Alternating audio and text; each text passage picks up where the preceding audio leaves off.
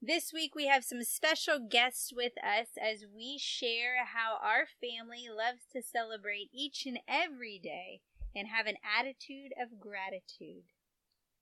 Mama says namaste. Mama says namaste. 1, 2, 3. Up with the rising sun, already on the run. Mama says namaste. Life is a tangled mess, and you don't have to stress. Mama says namaste. 'Cause today I will stand up and be all the change that I want to see in this world. Boys and girls, you gotta have to stand up to be free. Namaste in your heart. Take a deep breath in, then let's start a brand new day. With Mama says namaste. Welcome to the Mama Says Namaste podcast. I'm Ashley Logston, joined by my awesome husband Nathan as my co-host and partner in life. As we RV the states full-time and unschool our girls, we invite you to not only hear our story, but create your own.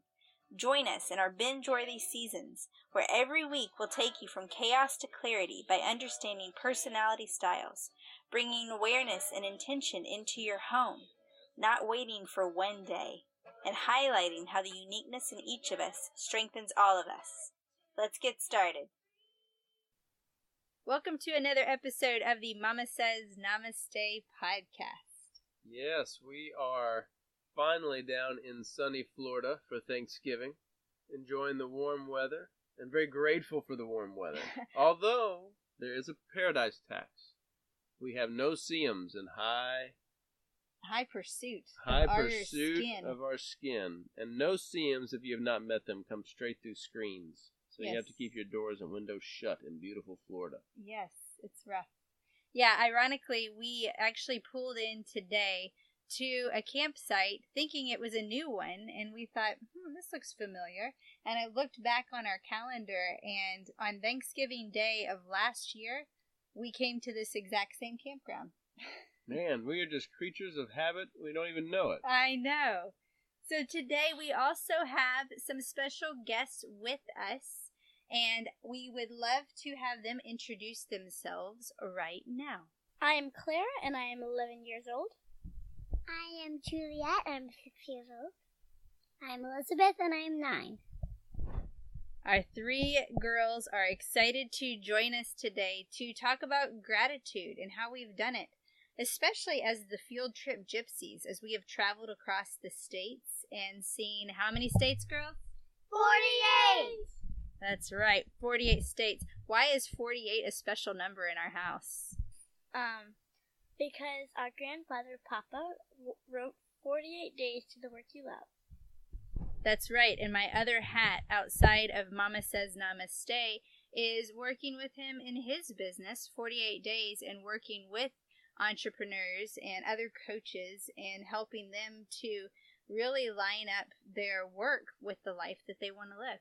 So it definitely all falls under the intentional family and intentional living, whether I'm wearing the business professional hat or whether it is the home life with kids and family. Yeah, you have to do life on purpose no matter where you go. That's right. A good friend has a business. My business on purpose. My business on purpose. Well, yeah. I think that is a great way to do life, because sometimes we can go on autopilot. I was talking to a guy yesterday, 2 days ago, about how easy it is to just kind of get in the zone and go on autopilot. We forget how awesome and fantastic this life can be. And that's kind of what Thanksgiving can be sometimes. It gets us, we're coming out of the summer, we're coming out of the fall, we're coming into the winter. It helps us to remember how important it is to be grateful for everything that we have. Right. And when we were talking with the girls about Thanksgiving and holidays, we don't really spend a big time focusing in on each specific holiday as a big grand event. partly because oftentimes we're not around family. We're traveling around and in different states, and we don't quite have the massive kitchen space for a big feast. That's right. We don't eat turkey, other than Nathan. We had a great story that we'll have to share, that we're doing a Thanksgiving potluck with the campground, and we told them that we were vegetarian, and her response was... And this lady I was talking to, she goes, "Oh, honey, I'm so sorry." Like it was an affliction that we couldn't help. Right. There was this awkward pause as she covered to redeem herself, that she meant that they only were serving ham and turkey. Yeah. However, it's funny seeing how people respond to the vegetarian. But we were very grateful. That's right. We're going to go eat dessert. Happy to be a part of it. That's right. Yeah. So, anyway, we don't necessarily spend a big focus on the holidays, and when we were talking with the girls about it, Ellie had an interesting response about that. Since we travel the States full time, we don't get to see our grandparents and cousins and our family that often. So when there's holidays, we spend it differently, because every day is a holiday to us, because a holiday is basically a day to get out of school or away from work, so it's basically just an excuse to break free. That's right. And it's, a lot of times that's kind of the mindset around the holidays, is you look forward to the holidays because it's your opportunity for a break. So whether it's a vacation or whether it's a holiday, so often that tends to be the reason for the hubbub. And sometimes that can go to the extreme where there's so much expectation around it being that beautiful moment, and then there's frustration when that doesn't happen. Or you have those toxic relationships where it becomes a big stress factor. So we kind of talk about having not just the holidays as this one excuse to force yourself to rest, but how do we do this on a regular day? And what can we do to incorporate celebrating love, celebrating life, celebrating, you think about the different holidays, love with Valentine's Day, or Mother's Day and Father's Day, where you're celebrating your parents, or Grandparents' Day, or Thanksgiving, where you're focused on gratitude. All of these have these different kind of reminders of what we celebrate. And so for us, every day is a holiday that we call Logston Love Day. And we love Logston Love Day because it really goes back to what our family vision is. What's our family vision, girls? Explore, respect, listen, connect, learn, and love. And those are things that we can do all year round. We don't wait for a special occasion to make it happen. If we feel it, we live it, and we embrace that. And I think that's an important factor to remember, is that so often, Thanksgiving is designed to kind of jolt us out and remind us of how important it is. But, it's so valuable to have that attitude every single day in everything that you do. And I know that whenever we have had a major problem or issue that's come up, even in our travels where we're on the road, the first thing we do is we go towards what we're thankful for in the process. That's right. One of our episodes that we did was called When Adventures Go Awry. And we talked about that and kind of what we do when things don't go right, which happens. It happens for everybody. It's not always rainbows and unicorns. What was it you said today? We were writing about. Oh, it's, leprechauns are nasty and unicorns poop. That's right. There are some downsides. There are those times that things don't go so great.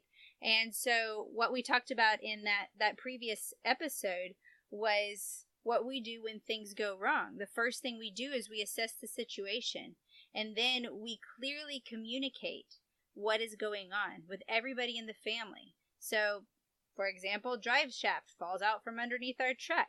It's kind of a big deal. We turn around, we say, girls, something's wrong with our truck. We need you guys to sit in here and stay buckled in while we can go and assess what's going on. So we very quickly communicated exactly what was going on, so we're not going to start retaliating or getting frustrated when they don't do what they don't know they aren't supposed to do. And then we were able to move forward. So after that, then we assessed the situation. We assigned roles. Okay, Nathan, this, you do this, I'll do this. So it saves us from both of us walking over each other and doing the same thing, which we've learned the hard way. So we kind of talk about what each person is responsible for, so we all have an active part in helping a mishap or helping a situation. And then after that, we go through and we kind of do a rehash of what worked and what didn't work, and how we could maybe make it better the next time. And then we always end with gratitude. Oh man, I am so thankful that that you girls were so great at sitting still in the car and not getting out and being patient while we worked through it. Or, honey, thank you for just jumping in and making it happen and, fixing this thing or talking to the tow guy or whatever. And really showing gratitude for where we are. And, oh my gosh, thank God that this did not happen, 5 minutes ago when we were in this insanely long tunnel through a mountain with no shoulder on either side. What do you think about that? That's often, and now it's the exact opposite of how we used to respond, which was blame. Yeah. And looking at, well, whose fault is it? How could this have happened to us? Aren't we? I mean, that's just so easy for your mind to go there. Oh, yeah. Juliet, what is it that we say about blaming? When you point your finger, that's Primo pointing back at you. That's right. We use that a lot just in taking ownership for our part, and that blame does no good. Blame does not solve a situation. It simply points a finger. So we really want to foster that personal responsibility with the kids, that celebrating every little moment, and also looking at life with gratitude. So, Clara, what are some things that you've been grateful for as we have traveled and you've seen all these different places? It's fun to see things from different perspectives. Like if we're in Florida, when we're in Florida, we can kind of understand, like, what people in Florida think about other states and stuff like that. Nice. It definitely is. In our travels, we've seen, the different cultures, even within our own culture of the U.S., and how it is different. There's a different vibe in Florida than there is in New Jersey or even Oregon. I mean, there are places all across the country with a different feeling and different people, different elements in nature, different animals that we have seen. It has been really cool to see it from all of these different perspectives, isn't it? And to kind of see those assumptions that we may have, like the joke about, Idaho is only about potatoes. Oh, it's so much more than potatoes.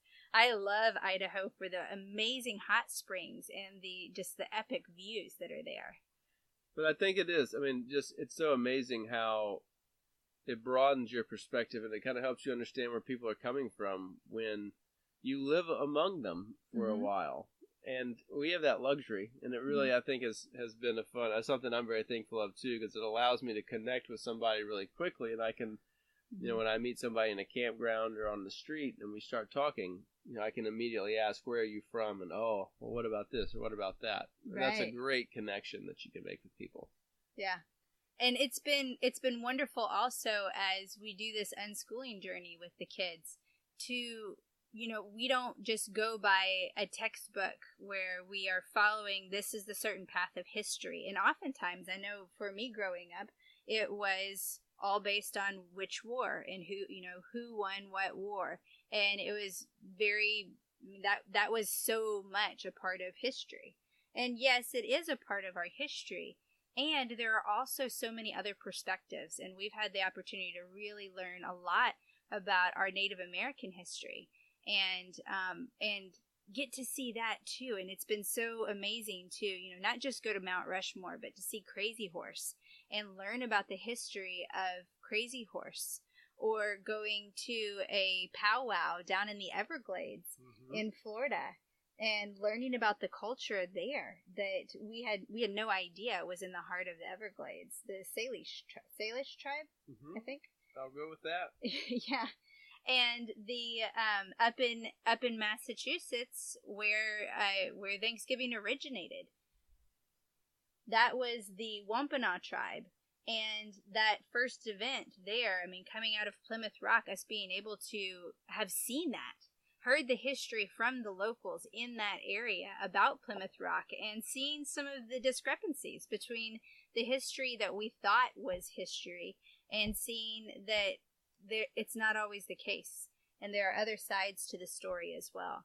And it's been a pretty amazing thing to be able to really hear those multiple sides of the story and see those different perspectives as we've traveled. Thanksgiving especially is a holiday that in my love for our Native American history is a harder one for me to stomach. Yet, I have to go to what we call this holiday, and that holiday is called Thanksgiving. And I want to have a spirit of Thanksgiving on a regular day and not just save it for a holiday. Because really when it boils down to it, Thanksgiving has multiple perspectives, and it's not just the pilgrims.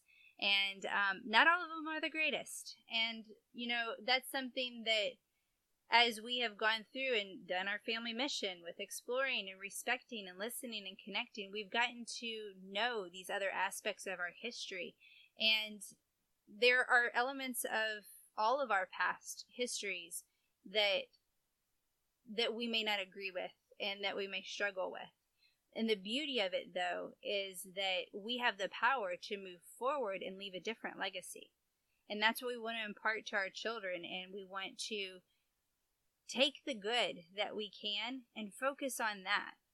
Because we could go into some of these, especially like Thanksgiving, and we could really focus on some of the aspects that aren't so great and the parts of our history that have caused pain and suffering.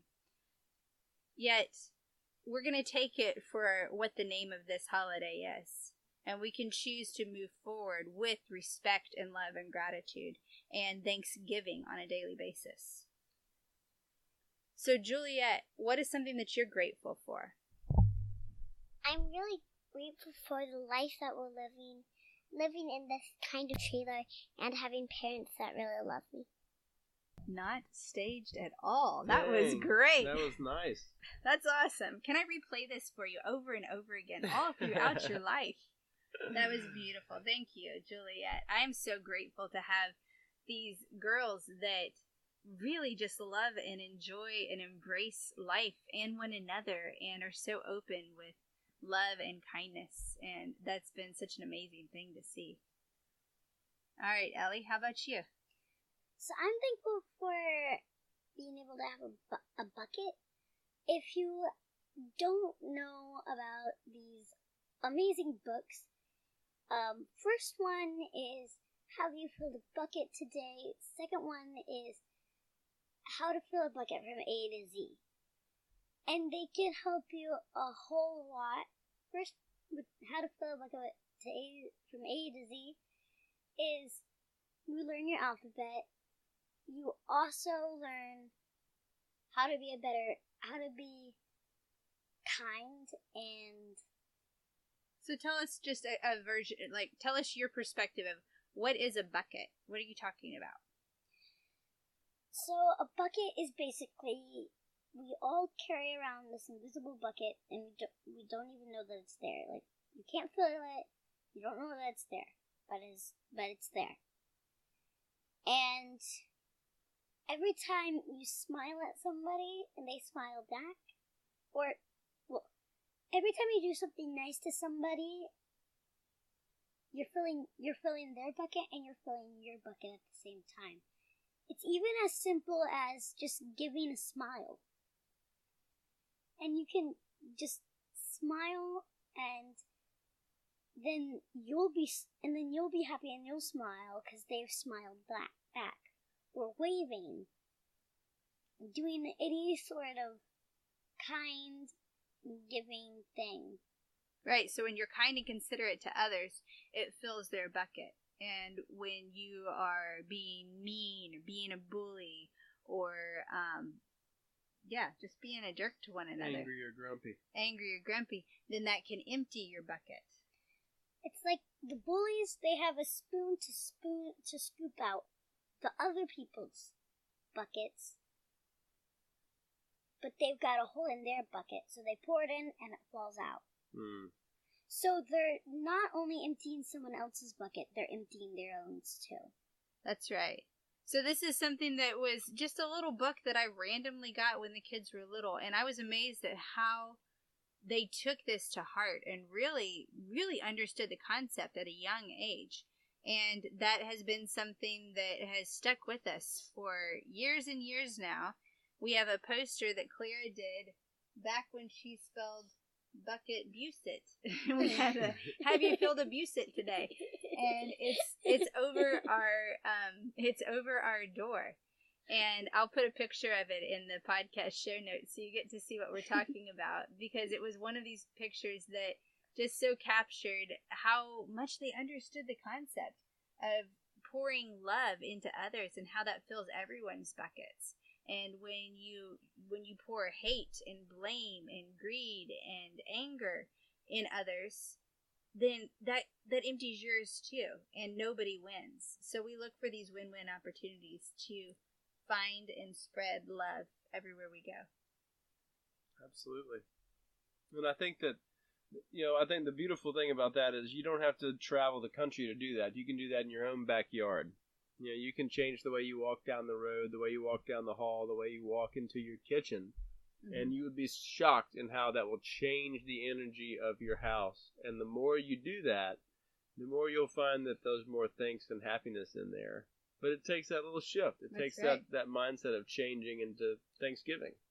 So what would you do if you woke up every morning believing that it was Thanksgiving? What would you do differently? How would you show gratitude? And that's our challenge for you for this week, is to celebrate every day. Make each day one of Thanksgiving. Educate yourself on what that really means to you, deeper than just one holiday once a year. How do you have that attitude of gratitude year round? How do you get to know one another and celebrate each other's strengths and truly see how the uniqueness in each of us strengthens all of us? Namaste. 3. Up with the rising sun, already on the run. Mama says namaste. Life is a tangled mess, and you don't have to stress. Mama says namaste. 'Cause today I will stand up and